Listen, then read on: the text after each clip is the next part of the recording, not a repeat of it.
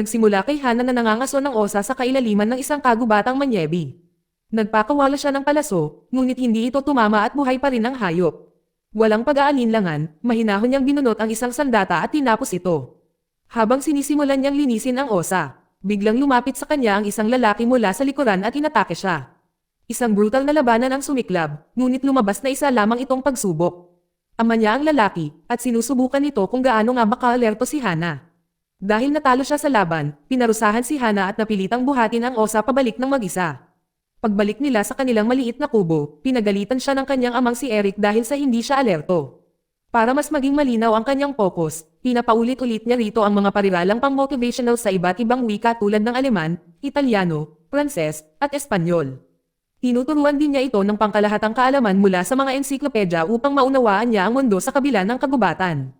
Bago matulog, binuklat ni Hana ang isang storybook at tiningnan ang larawan ng kanyang ina sa loob. Tahimik na itong tinitigan, puno ng pananabik hanggang sa tuluyan na siyang makatulog. Kinabukasan, ipinagpatuloy ni Hana ang kanyang pagsasanay sa pakikipaglaban at pagbaril habang paulit-ulit na binabanggit ang mga katotohanan tungkol sa kanyang sarili. Nang gabing iyon, habang natutulog siya, biglang itinutok ni Eric ang baril sa ulo niya. Gumanti si Hana at nagawang madaig siya. Sinabi niya sa kanyang ama na handa na siya ngayon. Hindi malinaw kung ano talaga ang ibig niyang sabihin, ngunit di nagtagal, lumabas si Eric at nagsimulang maghukay ng isang bagay sa lupa. Kinabukasan, habang naglalaro si Hana kasama ang kanyang aso, napansin niya ang isang eroplano na lumilipad sa itaas. Tumakbo siya pabalik sa kubo para sabihin sa kanyang ama, para lamang madatnan na natapos na ni Eric ang pag-aayos ng aparatong ibinaon niya kanina. Ipinaliwanag niya na kapag na-activate na ito, ipapakita nito ang kanilang lokasyon sa isang babaeng nagngangalang Marisa. Hindi niya masyadong ipinaliwanag ang tungkol sa kanya, ngunit naging malinaw na matagal na silang hinahanap ni Marisa. Kaya naman dinala ni Eric si Hana sa kalaliman ng kagubatan, malayo sa lahat. Sinabi ni Eric kay Hana na kung talagang handa na siyang umalis ng kagubatan, ang kailangan lang niyang gawin ay pindutin ang switch. Pero binalaan din niya ito na kapag nagawa na niya, wala nang babalik. Hindi titigil ang pangangaso hanggat hindi sila namamatay o si Marisa. At sa pagpiling iyon, ang buhay niya ay magbabago magpakailanman. Kinabukasan, niyaya ni Eric si Hana na sumama sa kanya, ngunit tumanggi ito at piniling magpaiwan. Pagkaalis niya, nagdesisyon si Hana at inactivate ang device. Pagbalik ni Eric, laking gulat niya nang makitang naka-activate na ang tracker. Nang mapagtanto niyang papalapit na ang panganib, halatang balisa siya at niyakap ng mahigpit si Hana. Ang kwento ay lumipat sa isang babaeng pumapasok sa punong himpilan ng CIA sa Langley, Virginia.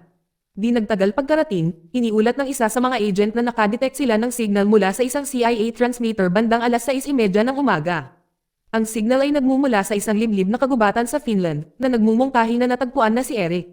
Nang marinig ito, agad na nagpatawag ng pribadong pagpupulong ang babaeng nagngangalang Marisa kasama ang ilang opisyal ng CIA. Sa briefing, isiniwalat niya na si Eric ay isang dating sanay na agent ng CIA na na-deactivate matapos tawaging traidor. Inakusahan din siya ng pagpatay sa isang junior agent na nagngangalang Johanna, isang taong personal niyang nirekrut. Kabilang sa mga ebidensyang natagpuan malapit sa kanyang bangkay ang sandata ni Eric at ang mga fingerprint nito. Dahil dito, si Eric ay itinuturing na ngayong lubhang mapanganib, at nagpa siya ang ahensya na mabilis na kumilos upang hulihin siya.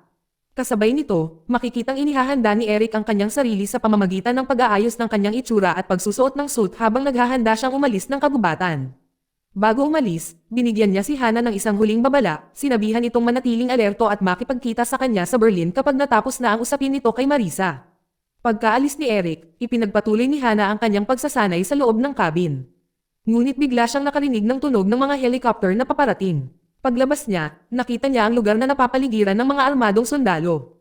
2 sundalo ang unang pumasok, ngunit ilang sandali pa ay natuklasan sila ng iba na walang malay sa lupa. Sa loob ng kubo, natagpuan nila si Hana na tahimik na nakaupo sa sulok. Sa ibang lugar, nakatanggap si Marisa ng kumpirmasyon na nakatakas si Eric habang may bagyong nyebe. Gayunpaman, matagumpay nilang nahuli ang isang babae na ngayon ay nakakulong sa isang ligtas na selda sa ilalim ng lupa sa punong tanggapan ng CIA. Pagkatapos ay ipinakita si Hana na iniimbestigahan ni Dr. Burton sa loob ng isang silid na natatakpan ng mga surveillance camera. Sinubukan niyang kumuha ng impormasyon mula kay Marisa, ngunit nang tanungin kung ano ang kailangan nito, mahinahong sinabi ni Hana na gusto niyang direktang makausap si Marisa. Nang marinig ito, iniutos ni Marisa na sabihin kay Hana na pupunta siya rito sa lalong madaling panahon. Samantala, sa laboratorio ng CIA, sinuri ng 2 doktor ang mga sample ng DNA ni Hana. Nakatitig sila sa mga resulta ng hindi makapaniwala, halatang nayayanig sa kanilang nakikita. Di nagtagal, nagpadala si Marisa ng isang babae para magpanggap na siya at makipagkita kay Hana habang ito ay nananatili sa Langley para subaybayan ang lahat ng malayuan. Nagsimulang magtanong si Hana kung paano unang nakilala ni Marisa si Eric. Ang babaeng nagpapanggap bilang si Marisa ay tumatanggap ng mga tagubilin sa pamamagitan ng isang earpiece at tumutugon ng naaayon. Pero pakiramdam ni Hana ay may mali. Nagkunwari siyang nalulungkot at niyakap ang pekeng si Marisa. Dahil sa pagkabahala sa kanyang ikinilos, sumugod ang mga agent na nagmamanman sa sitwasyon at tinangka siyang pakalmayan. Sa halip, biglang inatake at pinatay ni Hana ang lahat ng nasa silid. Nagawa niyang makatakas sa makikipot na tunnel at makapasok sa isang laboratorio kung saan niya napatay ang isang doktor at nakuha ang mga resulta ng kanyang DNA test. Patuloy siyang tumatakas, gumapang siya sa isang ventilasyon at itinulak ang kanyang daan palabas. May mga sasakyang dumaan sa ibaba niya at mabilis siyang kumapit sa isa sa mga ito. Ilang sandali pa, bumagsak siya sa gitna ng disyerto na matagumpay na nakalayo sa pasilidad ng CIA. Pagkatapos ay lumipat ang kwento kay Marisa na nasa loob ng kanyang apartment habang binubuksan niya ang isang file na puno ng mga pasaporte at tambak ng pera.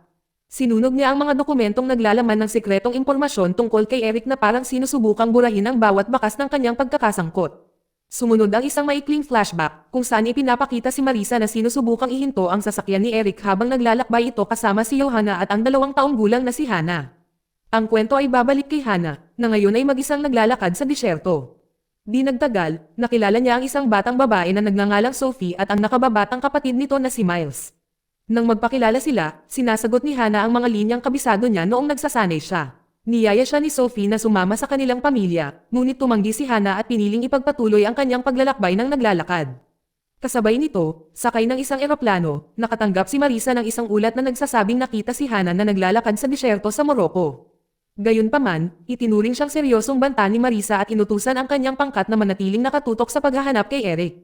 Kalaunan ay narating ni Hana ang isang lugar kung saan maraming babae ang naglalaba habang kumakanta. Nang makakita ng pagkakataon, tahimik siyang kumuha ng ilang damit mula sa pila at nagpatuloy sa paglalakad sa palengke hanggang sa makarating sa isang maliit na bahay tuluyan. Sinabi sa kanya ng may-ari na nasa Morocco na siya ngayon. Tumugon si Hana sa pamamagitan ng pagbanggit ng mga katotohanang alam niya tungkol sa bansa at nagsalita pa nga sa wikang Arabic habang humihingi ng matutuluyan. Kahit wala siyang pera, pinayagan siya ng mabait na katiwala na manatili ng libre. Matapos ihatid sa kanyang kwarto, si Hana ay nabalot ng mga hindi pamilyar na bagay tulad ng telebisyon, pampainit, at ventilador. Dahil sa takot, tumakbo siya palabas kung saan hindi niya inaasahang nakasalubong niya ulit si Sophie at ang kapatid nito. Lumalabas na ang kanilang pamilya ay nanunuluyan sa iisang bahay tuluyan. Ipinakilala ni Sophie si Hana sa kanyang mga magulang, at mainit nila itong inanyayahan na sumama sa kanila sa hapunan. Sa ibang lugar, nakilala ni Marisa si Michael, isang dating agent ng CIA na kilala sa kanyang kalupitan. Matapos malaman na nasa Morocco si Hana, binayaran siya ni Marisa at inutusan itong hulihin ng buhay si Hana. Kinabukasan, nagpatuloy ang pamilya ni Sophie sa kanilang paglalakbay sakay ng isang van, patungo sa isang terminal ng barko. Kasabay nito, nakarating na si Michael sa inn at banihag ang may-ari. Nang suriin ng kanyang mga tauhan ang mga security camera, nakita nila si Hana na palihim na pumapasok sa van. Nang tanungin ni Michael kung saan patungo ang pamilya, sinabi sa kanya ng tagapangasiwa na sasakay sila ng lancha papuntang Espanya. Matapos makuha ang impormasyon, walang emosyong pinatay ni Michael ang lalaki gamit ang panulat. Ang kwento ay patungkol kay Eric, na lumalangoy sa baybayin ng Sweden habang may backpack na nakasabit sa kanyang katawan. Nakarating siya sa baybayin ng Denmark. Hindi nagtagal, dumating si Marisa at isang lalaking nagngangalang Louis sa pinangyarihan upang kilalanin ang mga bangkay ng mga opisyal na nagtangkang arestuhin si Eric. Nang mapagtanto ni Louis na si Eric ang may pananagutan, iminungkahi niya na makipag-ugnayan sa Interpol dahil malinaw na lumalala ang sitwasyon. Gayunpaman, pinatigil siya ni Marisa at inutusan na ilihim ang misyon. Nilinaw niya na gusto niyang maging una at huling taong makikita ni Eric. Nagpapatuloy ang kwento kung saan nagtatago si Hana sa loob ng van ng pamilya ni Sophie. Habang tumatawid ang sasakyan, sa isang tulay, nakitang nakasunod sa kanila ang isa sa mga tauhan ni Michael sakay ng motorsiklo. Pagdating nila sa isang campsite sa Spain, tahimik na lumabas si Hana sa van at tumakbo papalapit sa ilang tent. Sa kasamaang palad, nakita siya ng isa sa mga tauhan ni Michael at agad na iniulat ang kanyang lokasyon. Pagkatapos ay tumungo si Hana sa isang swimming pool upang uminom ng tubig at maibsan ang kanyang uhaw. Biglang lumitaw si Sophie mula sa pool at nagulat siya nang makita siya roon. Kasabay nito, sinimulan ni na Michael at ng kanyang 2 tauhan ang paghahalughog sa lugar at siniyasat ang tolda ng pamilya. Mabuti na lang at si Miles lang ang nadatnan nilang natutulog sa loob. Kinabukasan, habang naghahanda ang pamilya para sa almusal, ikinwento ni Sophie sa kanyang mga magulang ang tungkol kay Hana. Sa sandaling iyon, biglang sumulpat si Hana at iniabot sa kanila ang 2 kunihong kanyang hinuli. Pagkatapos ng almusal, ipinagpatuloy ng pamilya ang kanilang paglalakbay. Gayunpaman, naghihintay na si Michael at sinundan ang kanilang sasakyan. Napansin ni Hana ang kotseng nakasunod sa kanila sa pamamagitan ng rearview mirror at naghinala siya. Nang huminto ang ina ni Sophie para tingnan ang mapa, mabilis na lumabas si Hana at tumakbo patungo sa kalapit na bodega. Hinabol siya ni Michael at ng kanyang mga tauhan at kalaunan ay nahuli nila siya. Lumaban si Hana at sumiklab ang isang pagpupumiglas. Habang nagkakagulo, biglang sumulpat si Sophie, dahilan para habulin siya ng isa sa mga tauhan ni Michael. Para protektahan si Sophie, namagitan si Hana, pinigilan ang lalaki at muling nilabanan ito. Pagkatapos ay nakatakas si Hana sa pamamagitan ng pagtalon sa tubig at pag-akyat sa isang kalapit na bangka. Hindi nagtagal, dumating si Marisa sa pinangyarihan at sinimulang tanungin ang pamilya ni Sophie. Inamin ng mga magulang na hindi nila alam kung saan nagpunta si Hana, habang pinili ni Sophie na manahimik. Gamit ang kanyang manipulasyon, nagawa ni Marisa na pilitin si Miles na ibunyag ang destinasyon ni Hana. Pagkatapos ay lumipat ang kwento kay Eric, nakabababa lang ng boss.